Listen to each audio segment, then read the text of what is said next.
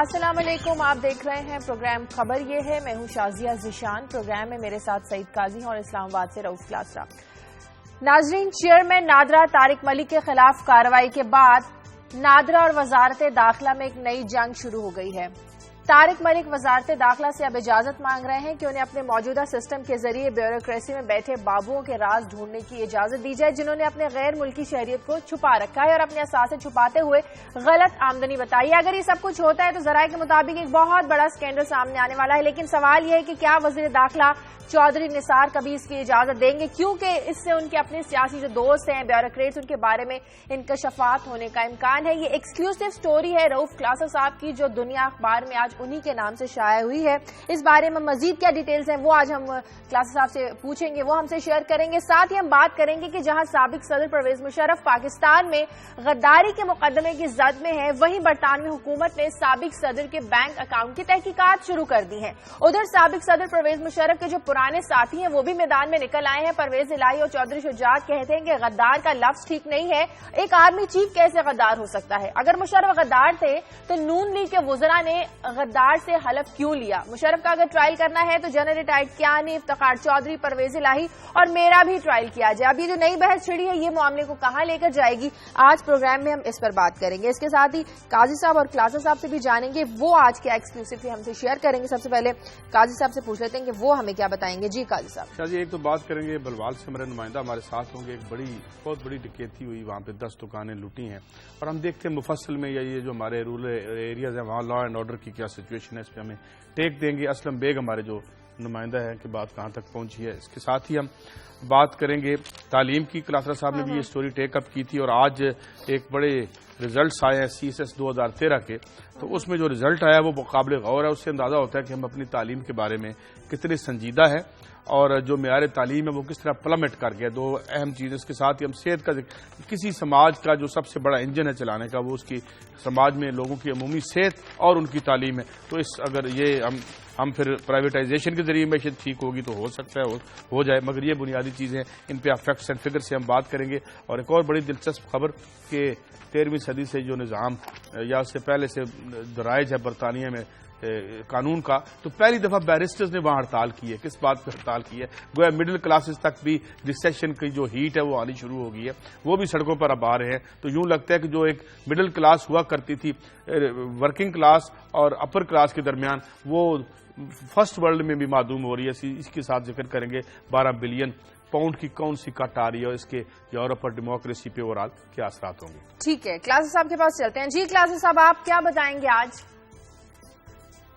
جی شازیہ، میں تو سوچ رہا تھا قاضی صاحب جو آپ کے لاہور میں ڈاکہ پڑا ہے شاید اس کی کوئی سٹوری بھی آج انکلوڈ کریں گے، اور روزنامہ دنیا میں دیکھ رہا ہوں محمد حسن رضا کی بڑی زبردست سٹوری ہے، قاضی صاحب نے وہ ٹیک اپ نہیں کی، میرا احتجاج پہلے نوٹ کر لیں، جس میں بتایا گیا کہ اہم شخصیات کے لیے 6 بلٹ پروف گاڑیاں خریدی جا رہی ہیں، اور جو گاڑیاں خریدی جا رہی ہیں ان میں وزیر اعلیٰ شہباز شریف صاحب کی ان کی اہلیہ ہیں، ان کے چیف سیکرٹری صاحب ہیں، قائم مقام یہ سیکرٹری داخلہ صاحب ہیں، کچھ 8 کروڑ اور یہاں 40 لاکھ روپے کی بلٹ پروف گاڑیاں خریدی جا رہی ہیں شہباز شریف صاحب اور ان کی فیملی اور ان کے بڑے بڑے بابوز کے لیے۔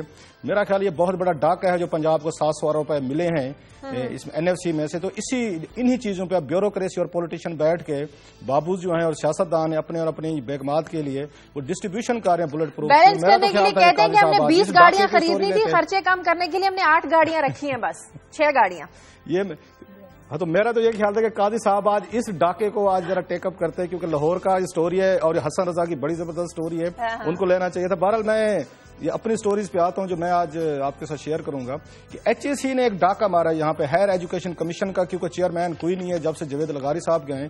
امتیاز حسین گیلانی صاحب ہیں، یہ وہاں پہ وائس چانسلر تھے یہ پشاور یونیورسٹی کے، تو وقتی طور پر ان کو چارج دیا گیا ہے، اور آج کل مصروف جو ہیں وہ مینوورنگ کر کے آگے پیچھے بھاگ دوڑ کے مستقل چیئرمین بننے کی کوشش کر رہے ہیں۔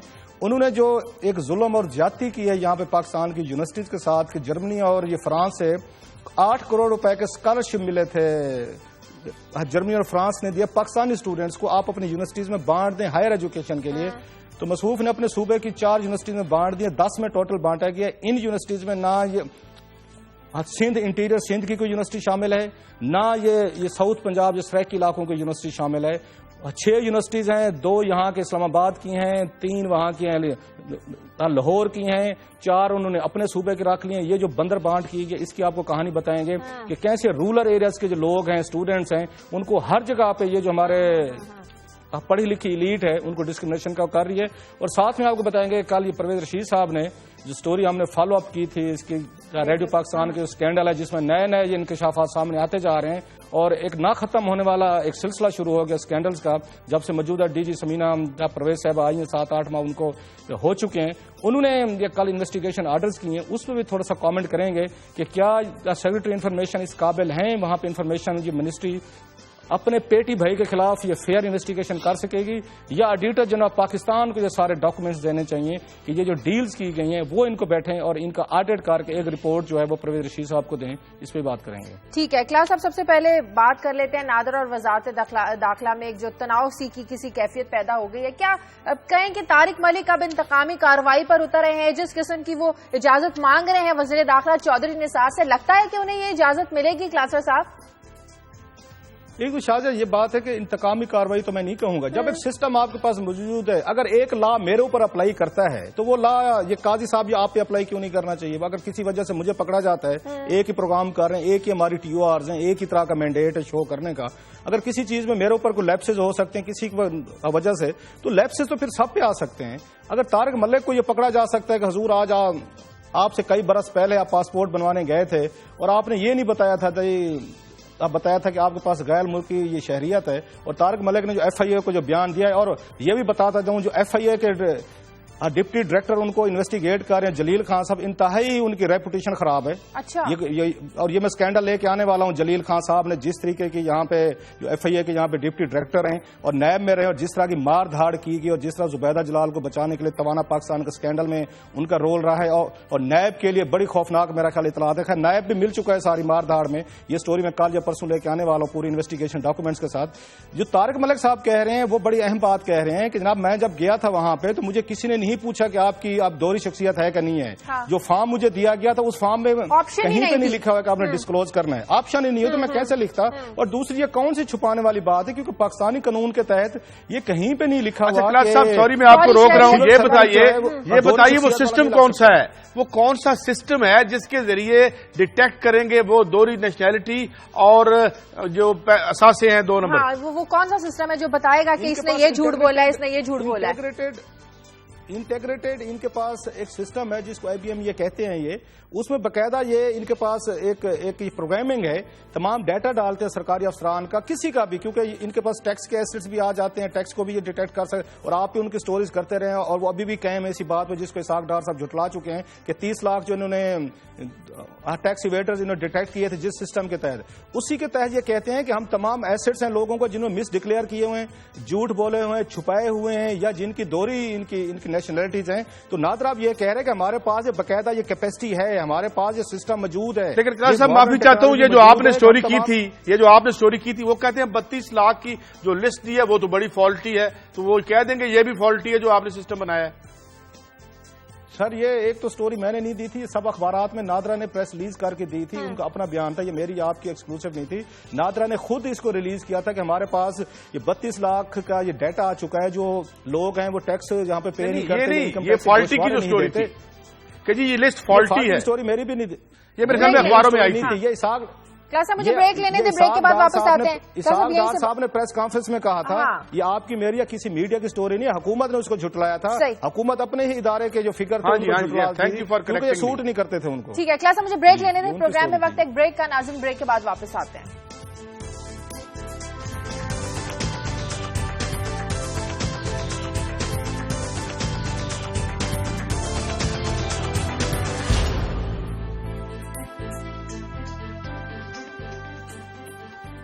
ब्रेक के बाद खुशामदीद। क्लास साहब, अगर नादरा के पास ऐसी टेक्नोलॉजी मौजूद है जिससे ये पता चले किसने कहां कितने झूठ बोले, कितनी आमदनी छुपाई, कितने असासे छुपाए, तो ऐसी टेक्नोलॉजी का जो इस्तेमाल है वजारत दाखिला की इजाजत से ही होगा?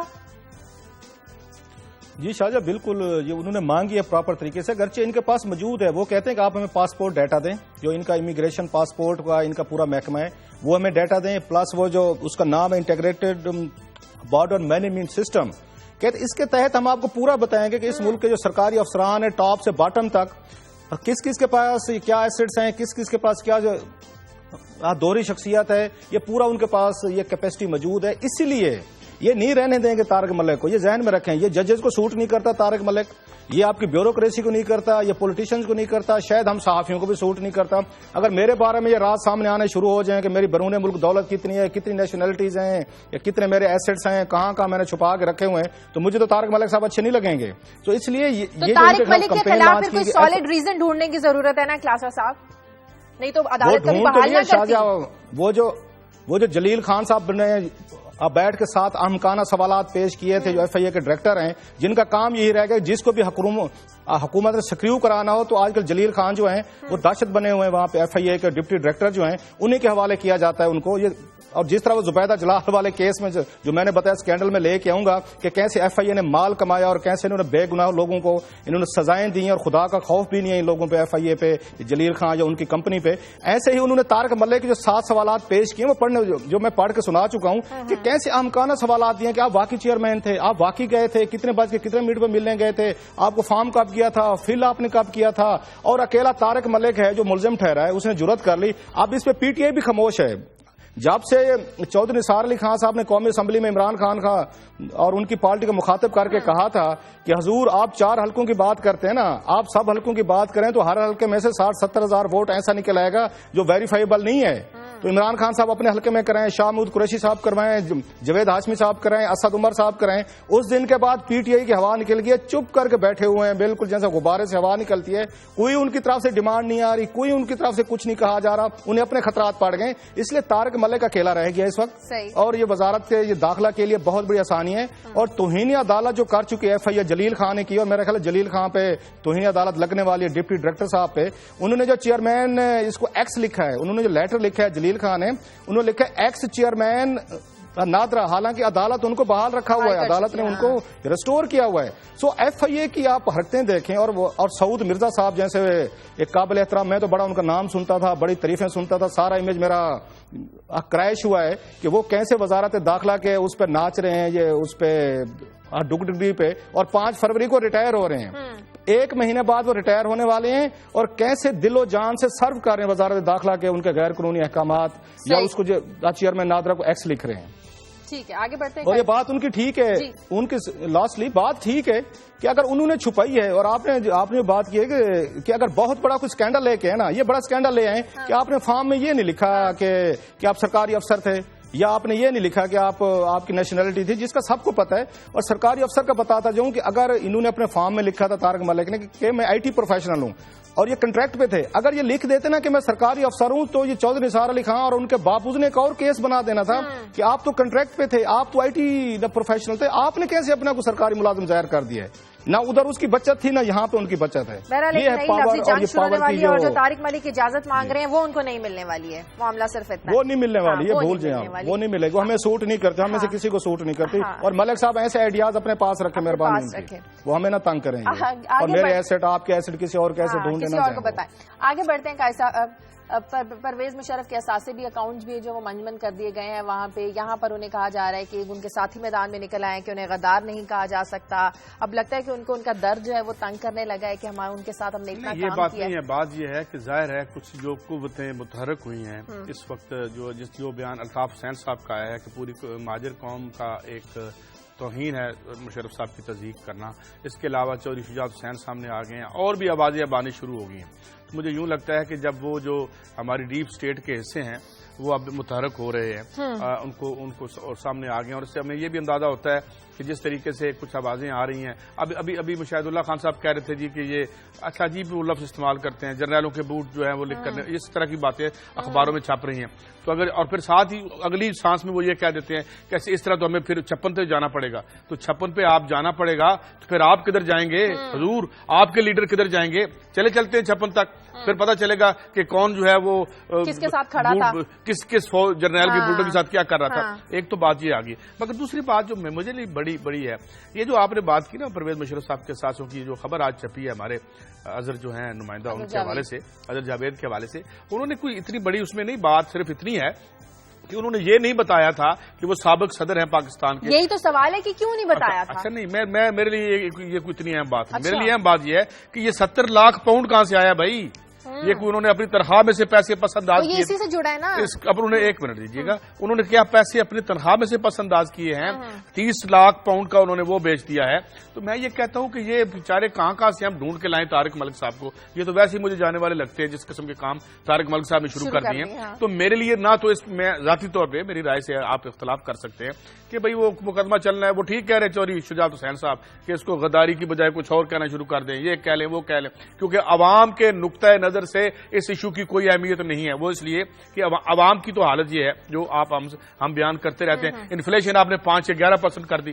تو یہ اچھا، لیکن یہ ہے کہ جو بھی پبلک آفس سے نکل کے جاتا ہے پتا چلتا ہے اس کی 35 نسلیں جو ہیں وہ سنور گئی ہیں. تو I think this is more important for the people of Pakistan to know the source of this money. اگر ہمیں پتہ چل جائے. اس سے پہلے ہم نے یہاں پہ یہ جو پورے ملک کو آج اس عذاب میں ہم نے ڈالا ہوا ہے، یہ جو آپ نے وار آن ٹیرر شروع کی تھی، میں پھر اسی کی بات کرتا ہوں کیونکہ دکھ اور تکلیف ہوتی ہے کہ آپ جو ہے یہاں پہ انہوں نے بنا لی، یہاں پہ اپنی بزنس امپائرز بنا لی اس ملک کو، جو اس وار آن ٹیرر میں ڈال کے 78 79 میں جو افغانستان کے ساتھ آپ نے کیا. اور اب پتہ ہے وہ کیا کہتے ہیں، میں محافل نجی ہوں یا کہیں ٹی وی پہ بیٹھے ہوں، دیکھیں جی اگر ہم نے لیے بھی ہیں تو امریکہ سے لیے نا بھائی. امریکہ نے آپ پاکستان کے شہری نہ ہوتے یا آپ کے والدین اس مرتبے پہ نہ ہوتے جہاں وہ اس کو فیسلٹیز دے سکتے تو آپ کو یہ ملنے تھے. تو بیچا تو آپ نے ہم کو. تو ہم کو بیچنے والے جو ہیں ان سے کوئی پوچھنے والا ہے وہ تو قلادر صاحب ضرور آپ بھی ہمیں بتائیے گا اس میں جو انہوں نے اپنے آپ چھوٹے 8 کروڑ کے اسکینڈل کی بات کرتے ہیں، یہ جو 70 لاکھ پاؤنڈ یہ کیا کہانی ہے؟ اور انہوں نے اپنی شناخت چھپائی، اس کے پیچھے بھی تو کوئی مقصد ہوگا نا کلاسا صاحب. قاضی صاحب آپ نے اس میں سے بات کی، میں اس پہ آتا ہوں جو بات آپ پوچھ رہے ہیں. آپ نے جو بات ابھی اس کی امریکہ کی ہے وہ بڑی انٹرسٹنگ ہے. مجھے یاد آ گیا کہ کل اسحاق ڈار صاحب کی پھر 4تھی دفعہ امریکن ایمبیسڈر سے ملاقات ہوئی، رچرڈ آلسن سے، اور پھر ان کے قدموں میں ہم جا پڑے ہیں جن کا ہم کہتے تھے ہمیں ٹریڈ چاہیے. نواز شریف صاحب نے اوباما صاحب کو کہا ہے ہمیں سر پیسے نہیں چاہیے، ہز ایکسیلنسی ہمیں پیسے نہیں چاہیے، ہمیں ٹریڈ چاہیے. تو کل اسحاق ڈار صاحب پیسے مانگنے گئے ہیں. انہوں نے کہا جی آپ مہربانی فرمائیں، ہمارا بجٹ آگے آنے والا ہے، ہمارے پاس پیسے نہیں ہے، ہمارے پاس ابھی تک جو کمٹمنٹ تھی 1 ٹکا نہیں ملا، اب پولیشن سپورٹ فنڈ میں ہمیں کوئی پیسے دیں. تو اب مجھے سمجھ نہیں آ رہی کہ میاں صاحب کا جو میسج ہے وہ یہ اسحاق ڈار صاحب تک کیوں نہیں پہنچ رہا. اگر مناسب سمجھے تو میں اسحاق ڈار صاحب کے جا کے کان میں سرگوشی کر رہا ہوں کہ حضور آپ بھول رہے ہیں کہ اوباما صاحب کو میاں نواز شریف صاحب نے کہا تھا کہ ہمیں ٹریڈ چاہیے، ہمیں پیسے نہیں چاہیے. تو پولیشن سپورٹ فنڈ ویسے بھی یہ جناب مشرف کی یہ کرپٹ لیگسی سمجھی جاتی ہے کہ انہوں نے جی وہاں جنگ وار اینڈ ٹیرر میں شرکت کر لی، طالبان مروا دیا، ملک تباہ کر دیا. یہ تو ملک تباہ کرنے کے پیسے لے رہے تھے جناب مشرف اور اس کے بعد پیپلز پارٹی. آپ تو اچھے لوگ ہیں، آپ تو ملک کو سنوارنا چاہتے ہیں، بہتر کرنا چاہتے ہیں، سپورٹ فنڈ کے امریکن ڈالر لینا چاہتے ہیں. مرشد ٹریڈ تو ایک ہی ہے. دیکھیں قاضی صاحب، کلاسر صاحب 1 منٹ دیجیے گا.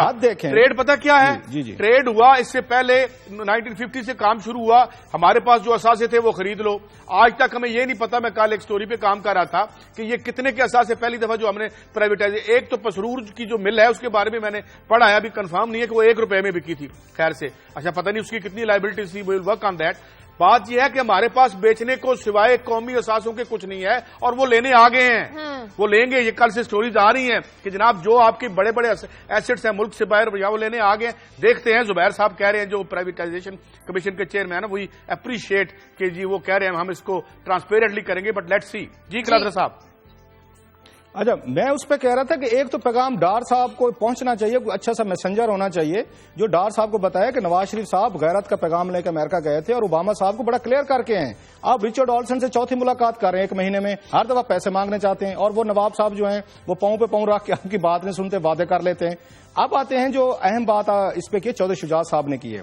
وہ کہتے ہیں چیف آف آرمی اسٹاف کو غدار کہنا بہت بڑی زیادتی ہے. بھائی اس ملک کے ذوالفقار علی بھٹو قاتل ہو سکتا ہے اور پھانسی لگ سکتا ہے، بے نظیر بھٹو صاحب سیکورٹی رسک ہو سکتی ہیں، وہ ماری جا سکتی ہیں، نواز شریف صاحب دہشت گرد ہو سکتے ہیں، وہ ان کو عمر قید ہو سکتی ہے. تو سر یہ روایات تو خود ہمارے فوجیوں نے ڈالی ہوئی ہیں کہ سیاستدانوں کو تو پھائے لگا دو، ان کو مروا دو، ان کو جیل میں ڈال دو، ان کو ایگزائل کروا لو. وہ تو ٹھیک ہے چودھری صاحب جو فرما رہے ہیں یہ کلیہ ان پہ نہیں آتا. اور کبھی یاد ہے یہ چودھری صاحب کو خود جو میرے سامنے بیٹھ کے چودھری شجاعت صاحب نے آنسو بہائے تھے اور ان کا پروفائل پورے کا پورا موجود ہے میری کتاب ایک سیاست کئی کہانیاں میں. انہوں نے جن میں مصروف نے اپنے دکھ اور درد بتائے تھے کہ جب یہاں پہ کو ہوا تھا تو جنرل مشرف صاحب کے میجر آئے تھے, انہوں نے چودھری شجاعت حسین اور یہ پرویز صاحب کی کیسے انہوں نے وہاں پہ انہوں نے, اب میں کیا لفظ استعمال کروں, انسالٹی کہا جا سکتا ہے انگلش میں, ایک ذرا ماڈرن ماڈریٹ ورڈ ہے, کہ انہوں نے چودھری صاحب کی آنکھوں میں آنسو آ رہے تھے جب وہ مجھے ساری کہانی سنا رہے تھے کہ جنرل مشرف نے ہمارے گھر کے باتھ روم تک چیک کروائے تھے, ہمارے گھر کے بیڈز بھی چیک کیے گئے تھے, ہمارے گھر کا فرنیچر چیک کیا گیا تھا, ہمارے گھر کو ناپا تولا کیا تھا کہ یہ گھر کتنے کا ہے, کہاں کا ہے اور پر اسکوائر فیٹ کتنے پیسے آئی ہوئے. اس وقت تو رو رہے تھے جنرل مشرف صاحب کے سٹیپ سے, اور جنرل امجد کے ذریعے پورے ملک پہ ایک دہشت کا راج تھا, لوگوں کو اٹھایا گیا, 3 6 مہینے پتہ ہی نہیں تھا. بلال مشرف صاحب بڑے خوش قسمت ہیں کہ ان کا پتہ ہے کہ ان کے ابا حضور کہاں پہ موجود ہیں, اچھا ٹریٹمنٹ ہو رہا ہے, کیئر میں ہو رہا ہے, سیکورٹی میں ہو رہا ہے. باقی جنرل مشرف کے دور میں جتنی بڑی کالی رات, جنرل امجد جو تھے نیب کے چیئرمین, پہلے انہوں نے 3 سے 6 مہینے لوگوں کے ساتھ جو حشر کیا ہے, میں مانتا ہوں میں کرپٹ ہوں گے, میں مانتا ہوں انہوں نے غلط کام کیے ہوں گے, لیکن کہیں نہ کوئی تھوڑا سا لیگل ان کو گراؤنڈز ملنا تھا. صدیق الفاروق کے بارے میں فاروق آدم جو اٹارنی جنرل تھے یا ان کے پروسیکیوٹر تھے اس وقت نیب کے, وہ مصوف نے فرمایا تھا, آج کل ان کا ذکر ہی کہیں پہ نہیں ہے. وہ صدیق الفاروق کے بارے میں کہتے ہیں ہاں ان کو 3 مہینے پہلے ہم نے کہیں اٹھایا تھا, کہاں پڑھایا کہ ہمیں یاد ہی نہیں ہے. لوگوں کے ساتھ انہوں نے, آج تک مجھے انور سیف اللہ کی کہانی یاد ہے کہ کیسے اٹھا کے رات کو انہوں نے سردیوں میں, یہ دسمبر کے مہینے تھے, یہی مہینے تھے جب نیب آئی تھی 1999-2000 میں, جو لوگوں کے ساتھ حشر کیا گیا. قاضی صاحب میں نے ان کی کہانی ایک بات تو بتائیں, شجاعت صاحب کا رونا سنا ہوا ہے خود, ایک پاور میں حصہ مل گیا تھا, ان کو پاور میں حصہ بنا, یہ وزیر اعظم بنے, پرویز صاحب بنے چیف منسٹر, اس لیے سے وہ ہو گئے. وہ جو پین تھا, اس پین کے ذریعے سزائے موت لکھی تھی یہاں پہ اس کی ذوالفقار علی بھٹو کی, وہ جو ہمارے ویٹرن پالیٹیشین ہیں اور جو چودھری ظہور الہی صاحب تھے, انہوں نے وہ رکھ لیا تھا اپنے پاس, اور پھر اسی پیپلز پارٹی نے ان کو لے کے آئی وہاں پہ. میں یہ نہیں کہتا کہ بھئی وہ محترمہ بے نظیر بھٹو کا وہ جو تھا الزام غلط تھا یا درست تھا, لیکن بات یہ ہے کہ جس قسم کے کمپرومائز ہمیں پولیٹیکل ایلیٹ میں ملتے ہیں, تو پھر ان کے ساتھ یہ جو ہوتا ہے, مجھے لگتا ہے this is of their own making. مجھے بریک لینی ہے ناظرین, پروگرام میں وقت ایک بریک کا, بریک کے بعد واپس آئیں گے تو کچھ خبریں ہیں کلاسز صاحب اور قاضی صاحب کی, وہ بھی آپ کے ساتھ شیئر کریں.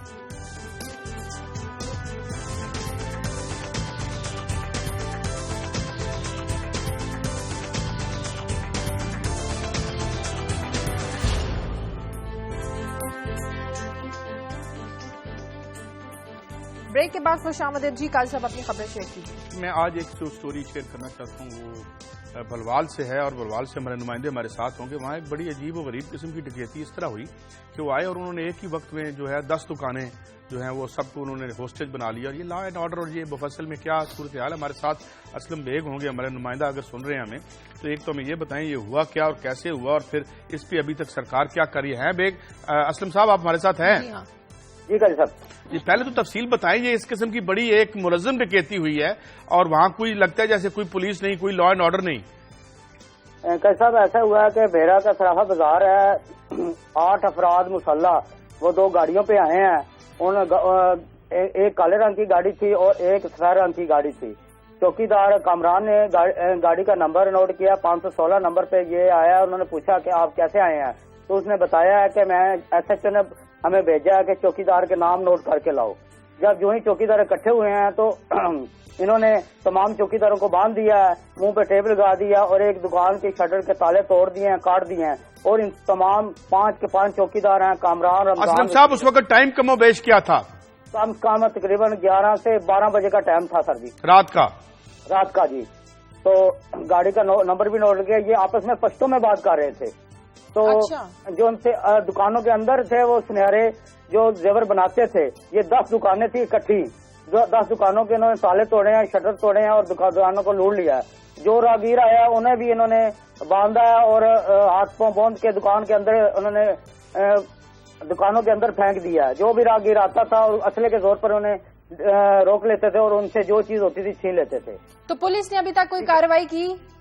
پولیس نے ابھی تک کوئی کارروائی نہیں کی. صرف ڈی پی او صاحب آئے تھے, انہوں نے 20 روز کا ٹائم لیا کہ 20 روز میں ہم انہیں گرفتار کر لیں گے ملزمان کے. یہاں بتاتا چلوں کہ بلوال میں 2-3 ہفتے قبل ایک ڈکیتی ہوئی تھی کہ نور یاد کالونی میں 5 مسلح افراد پولیس کی وردی میں گھر میں داخل ہوئے تھے. انہوں نے نجائز اسلحے کے بہانے سے تلاشی لی اور گھر کا تمام سامان لوٹ کے لے گئے. ابھی تک وہ پولیس وردی میں بھی ابھی تک وہ بھی ملزم گرفتار نہیں ہوئے. ٹھیک ہے جی. کیا اس کا بھی کوئی کلیوز, کوئی بات کی ہو آپ نے, کوئی ملا کہ بھئی کوئی رستہ کوئی تلاش کیا, لیڈ ملی کوئی ان کو؟ سر جی وہ کہہ رہے ہیں ہم لوگوں کو اٹھا رہے ہیں, تلاشی کر رہے ہیں, جلد گرفتار کر لیں گے, لیکن پولیس وردی میں بتائیں یہ ان پولیس والوں کو کون چیک کرے گا؟ وردیاں سریاح مل رہی ہیں, یہ وردیاں پہن کر سڑکوں پہ پھرتے ہیں, گاڑیوں کو بھی چیک کرتے ہیں, ان سے بھتہ لیتے ہیں. یہ 2 نمبر کا پولیس جو ان کی ہر جگہ واردات کر رہی ہے. کیا ایسا کوئی قانون نہیں بن سکتا کہ ان کو چیک کیا جائے یا گھر میں داخل ہونے کے لیے سرچ وارنٹ استعمال کیے جائیں؟ یہ بتائیے, یہ پولیس, یہ تھانے, ان کی نفری, ان کی تعداد, ان کا معاملہ کیا ہے؟ گشت ہوتا ہے یہاں پہ, کیا صورت حوال ہے؟ گشت برائے نام ہے سر جی. تقریباً ایک تھانے میں 10 سے 15 کانسٹیبل ہیں, 20-30 آدمی ہیں, نفری بہت کم ہے. اس لیے یہ وارداتیں روز بروز بڑھ رہی ہیں. اکثر اب وارداتیں پولیس کی وردی میں ہو رہی ہیں, جیسے بلوال میں ہوئی ہے, یہ بھی واردات ہوئی ہے بھیرا میں, جو ان کی 10 دکانیں صرافوں کی لوٹی گئی ہے. انہوں نے بھی یہی کہا کہ ایس ایچ او نے ہمیں آپ کا نام لینے کے بتایا ہے. اب پولیس کو انوالو کر رہے ہیں یہ لوگ. ٹھیک ہے, شکریہ. آلریڈی لوگوں کے ذہنوں میں بہت ہم یہ جو مجھے لگتا ہے کلاسرا صاحب, یہ جو وردیوں والا معاملہ ہے, مجھے بات یاد آ گئی. اگلے دن دنیا میں ایک کالم چھپا ہوا تھا ڈاکٹر لال خان کا, جس میں انہوں نے بتایا تھا ہمیں ہڑتال بازار جو ہے بمبے میں, کہ وہاں وردیاں اور ہر قسم کی جو کپڑے ہیں وہ کرائے پہ ملتے ہیں, تاکہ جو کچھ جلوس نکالنا ہو نرسوں نے یا کسی نے. تو مجھے لگتا ہے یہاں بھی ایسے ہی ہے کہ یہ وردیاں کرائے پہ لے آتے ہیں, اور پھر یہ بھی دیکھنے کی ضرورت ہے کہ ان وردیوں میں اصلی لوگ ہیں پولیس والے یا نقلی لوگ ہیں. اور لا اینڈ آرڈر آپ دیکھ رہے ہیں جو ہمارے چھوٹے شہروں میں ہے, اس لیے ہم نے ٹیک اپ کیا. اس اسٹوری کو ہم فالو اپ کرتے رہیں گے. قائد صاحب اگر اجازت دیں, کوئی بڑی انٹرسٹنگ اسٹوری ہے. جی مجھے یاد آ گیا کہ ایک جب نیو یارک میں کرائم بڑھ گیا تھا وائلڈ ویسٹ میں, تو انہوں نے کیا کام کیا, انہوں نے کرمنلز کو بھرتی کر لیا تھا کہ یہ جو ہماری پولیس لا انفورسمنٹ ایجنسیز تو کچھ کر نہیں پا رہی, تو کرمنل سے ریکویسٹ کی گئی تھی کہ حضور آپ تشریف لیں, آپ ہی لا اینڈ آرڈر سنبھال لیں, آپ بہتر آپ سنبھال لیں گے. اور انہوں نے سنبھال لیا تھا یہ نیو یارک کا کرائم کو کنٹرول انہوں نے کرمنلز نے آ کے کیا تھا. تو میری بھی ریکویسٹ ہے, ایسے خام بیٹھ کے یہ فارمولا یہاں پر بھی لگایا جائے, یہاں پہ لگایا جائے یا لگ چکا ہے, بنوا لیتے ہیں. ایک فارملائز کر لیتے ہیں نا, مطلب کیا ہم نے یہاں پہ ڈرامہ بنایا ہوا ہے, پولیس رکھی ہوئی ہے, وردیاں دی ہوئی ہیں, تنخواہیں دی ہیں, ان کے ٹی اے ڈی ہیں, گاڑیاں ہیں, لمبی ایک رام لیلا ہے جو ہمیں سنائی جاتی ہے پولیس سے ریلیٹڈ.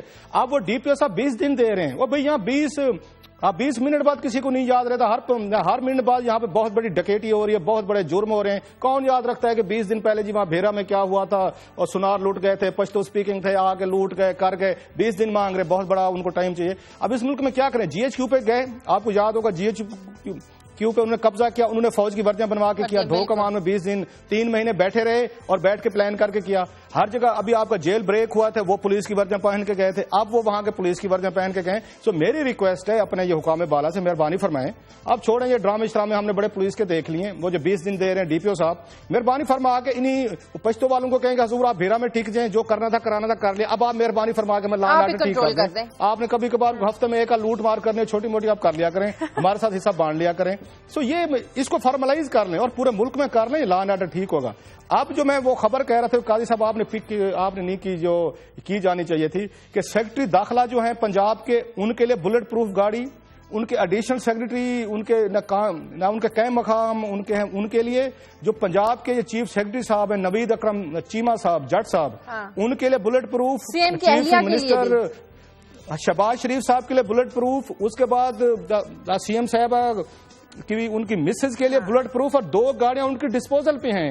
جس کو چاہے ہو سکتا ہے قاضی صاحب آپ کو دے دیں, آپ ہی لاہور میں پھرتے ہیں, وہ 2 ان کے پاس ہیں, وہ ان کے اور ماشاءاللہ ان کی ایکسٹینڈڈ فیملی ہے, 1-2 گاڑیاں ان کو مل جائیں گی.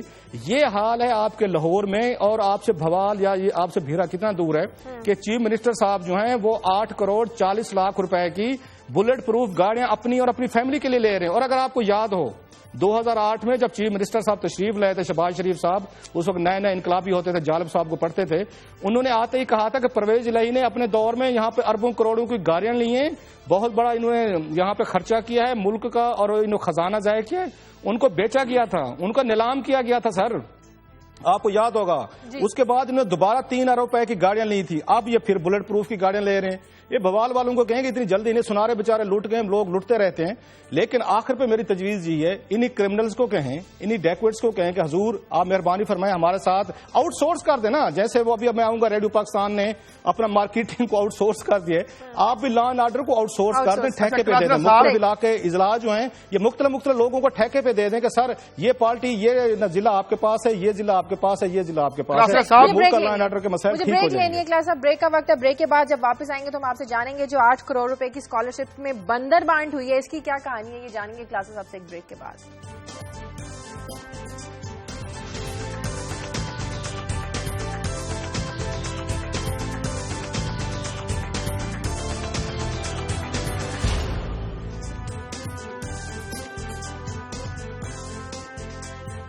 بریک کے بعد خوش آمدید کلاس صاحب، آپ کی طرف آتی ہوں، کائی صاحب کچھ کامنٹ کرنا چاہ رہے ہیں؟ کلاس صاحب ابھی آپ کہہ رہے ہیں بلٹ پروف گاڑیوں کی، جو میں نے پہلے بھی یہ بات کی تھی کہ جب میں صبح آتا ہوں تو یہ جو چھوٹے سپاہی ہیں یہ سڑک پہ کھڑے لفٹ مانگ رہے ہیں۔ اچھا آپ مجھے یہ بتائیں، جنہوں نے گولی کے سامنے کھڑا ہونا ہے، جنہوں نے اس ناکے پہ کھڑا ہونا ہے جہاں آ کے پھٹنا ہے اس نے، اسی طریقے سے اگر آپ یہ دیکھیں ہماری فوج کے جو نوجوان ہیں جسے میں باوردی مزدور کہتا ہوں، جو لڑ رہے ہیں اس اتنی زبوں حال حالت میں، ان کے کوئی $70 لاکھ کہیں سے نہیں نکلیں گے، ان کو کوئی بلٹ پروف گاڑی نہیں ملے گی۔ یہ جو بیچارے یہاں کھڑے ہوتے ہیں اور جو تھانے تک جانے کے لیے گاڑی نہیں ہوتی، تو یہ جس وقت تک یہ سلسلہ ختم نہیں ہوتا بلوال یا بیرا کی ڈکیتیاں ختم نہیں ہوں گی۔ صحیح، آگے بڑھتے ہیں کلاسر صاحب، 8 کروڑ کی بندر بانٹ کا کیا معاملہ ہے یہ سارا؟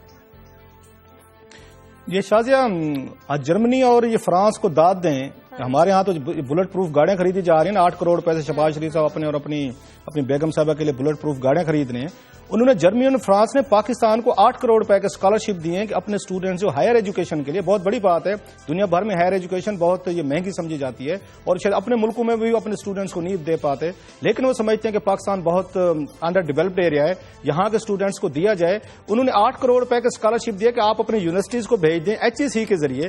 HEC کا آج کل چیئرمین کوئی نہیں ہے، یہاں پہ آج کل ایک بیٹھے امتیاز حسین گیلانی صاحب بیٹھے ہیں، ان کا KPK میں کسی یونیورسٹی کے وائس چانسلر تھے، وقتی طور پر ان کو چارج دیا اور آج کل وہ کوشش کر رہے ہیں کہ میں اپنے آپ کو مستقل کروا رہا ہوں۔ انہوں نے بیٹھ کے بندر بانٹ کیا، وہ بڑی انٹرسٹنگ ہے، بھی آپ کو 8 کروڑ روپے مل رہے ہیں۔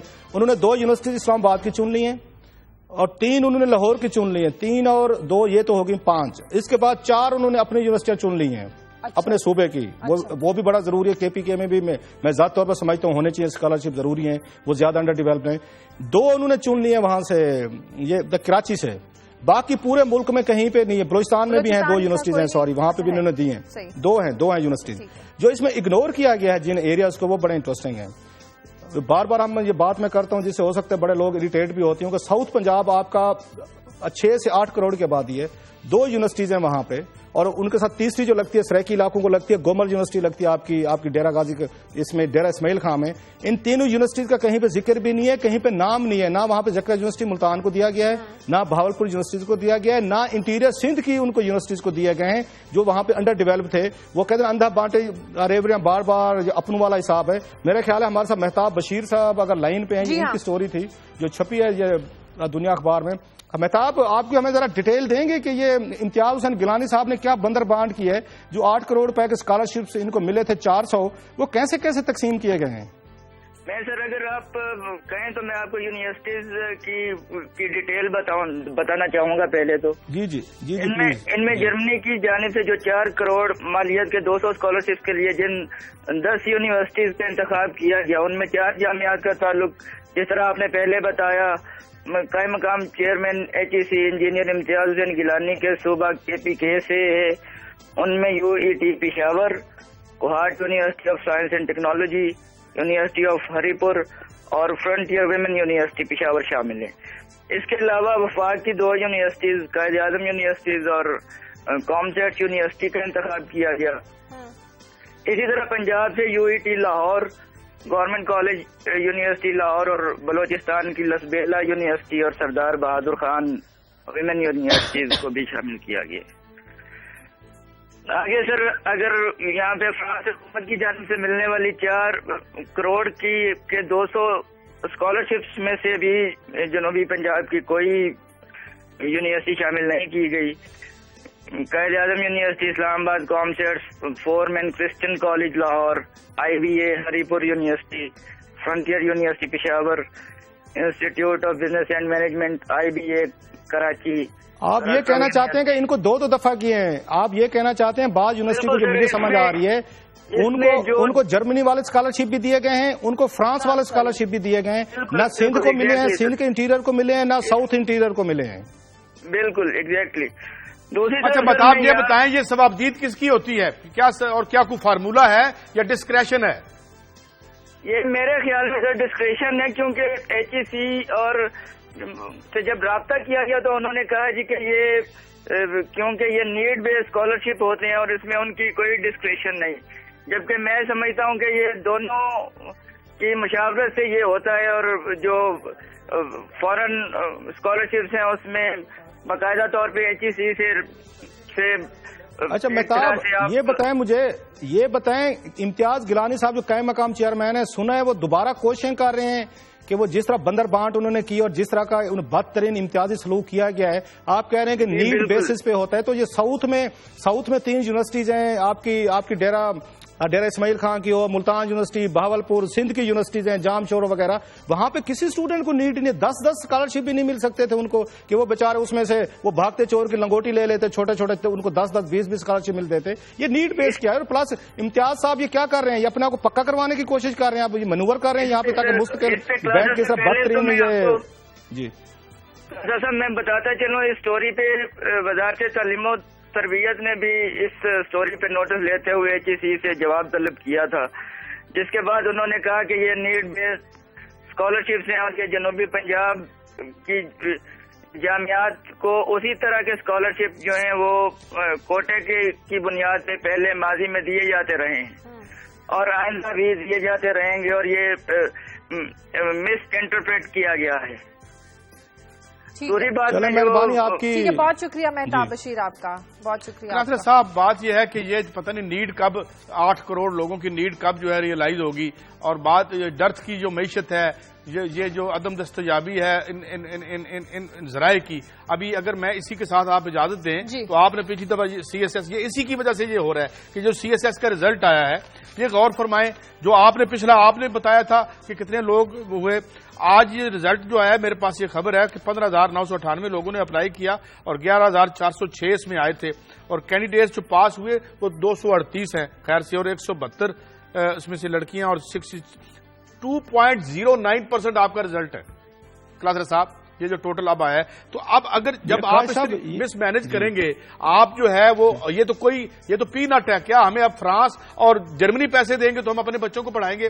ہم یہ جو للے تللے یہاں کر رہے ہیں، ہم کیوں نہیں اپنے فنڈز کو، جو میں بار بار کہتا ہوں کہ ہمیں اور بہت ساری باتیں یاد آ جاتی ہیں، ہمیں ذوالفقار علی بھٹو کا 43.5% بجٹ یاد نہیں آتا جو اس نے ملک کے بچوں، اور کلاسر صاحب ہم آپ اسی کی وجہ سے شاید پڑھ گئے تھے، بہت سارے مڈل کلاس کے بچے اسی وجہ سے پڑھ گئے تھے۔ تو اگر آپ یہ تعلیم کا یہ حال کریں گے تو میرے خیال میں پھر ہمیں مہتاب سے یہ اسٹوریاں لیتے رہیں گے۔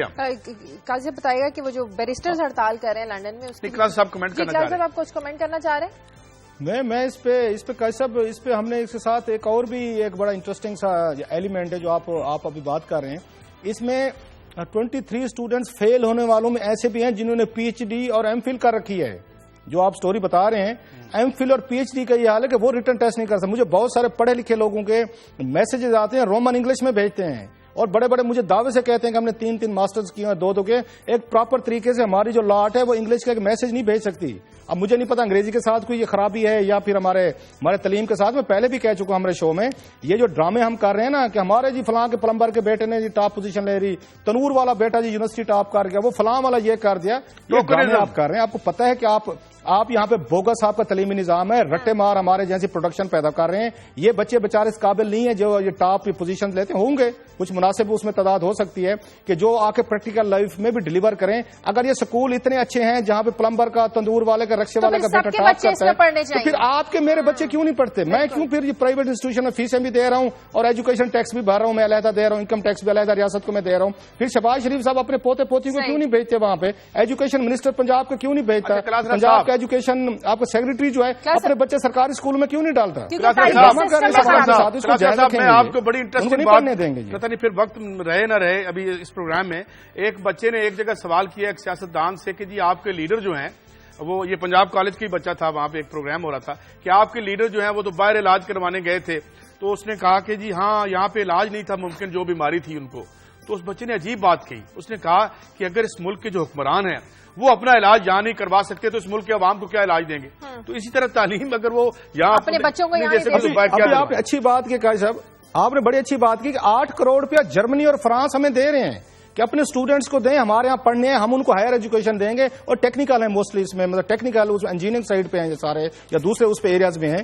انہوں نے کہا کہ وہ 8 کروڑ روپے دے, 4 کروڑ روپے جرمنی دے رہا ہے, 4 کروڑ فرانس دے رہا ہے. ہمارے چیف منسٹر کی خبر ہم نے ابھی پڑھی, 8 کروڑ روپے کو بلٹ پروف گاڑیاں لے رہے ہیں. یہ پرائرٹی تھی, یہ عوام کو جائز رکھیں گے, عوام کو پسماندہ رکھیں گے. ایک خبر پنجاب یونیورسٹی کی میں پڑھ رہا تھا کہ انہوں نے ایک جو بس کمپنی ہے اس کو اپنی جگہ لیز کی ہے کہ جہاں آ کے اپنا بسوں کا اڈا بنا لیں. اور میری جو علم ہے, ہم نے ایک سٹوری بھی کی تھی کہ ان کو یہ بتایا گیا کہ جناب آپ اپنا کام خود سے کریں, اپنے وسائل ریز کریں, ریاست اب آپ کو نہیں پڑھا سکتی, تو آپ بورڈ بنائیں ان کے. قاضی صاحب جو بات میں کہہ رہا ہوں, آپ کی سٹوری بڑی دلچسپ ہوتی ہے, مجھے ہنسی بھی آ جاتی ہے. آج کل کلچر چل پڑا ہے آؤٹ سورسنگ کا, جیسے وہ کہ ہر شے آؤٹ سورس کر دو, ٹھیکے پہ دے دو. جیسے میں نے کہا پولیس ٹھیکے پہ دے دو, لا اینڈ آرڈر ٹھیکے پہ دے دو. ریڈیو پاکستان کی ڈی جی صاحب سمینہ پرویز نے جو وہاں پہ آؤٹ سورسنگ کی ہے, اور اسکینڈل آ رہے ہیں بار بار, اور 10 اسکینڈل آ چکے ہیں. اور پرویز رشید صاحب کہتے ہیں, انہوں نے ایک بابو کو کہا ہے کہ حضور آپ انکوائری کر دو. بابو تو ایک دوسرے کو بچاتے ہیں. ایڈیٹر جنرل پاکستان کو کہیں کہ پورے اس کنٹریکٹ کی جو آؤٹ سورسنگ 7-8 مہینے ہیں, ان میں بیٹھ کے ذرا آپ کو ایک آرڈر رپورٹ بنا کے دیں, پتہ چل جائے گا دودھ کا دودھ پانی کے کیا انہوں نے حرکتیں کی ہیں. سو آؤٹ سورس کر دیں. کہا صاحب آپ یونیورسٹی پہ آؤٹ سورس کر رہی ہے کہ یہ اڈا بنا لیں, اس کا یونیورسٹی کا اڈا بنا لیں اس کے بسوں کا. سو عجیب سے ڈرافٹ یہ پرائیویٹائزیشن ہے.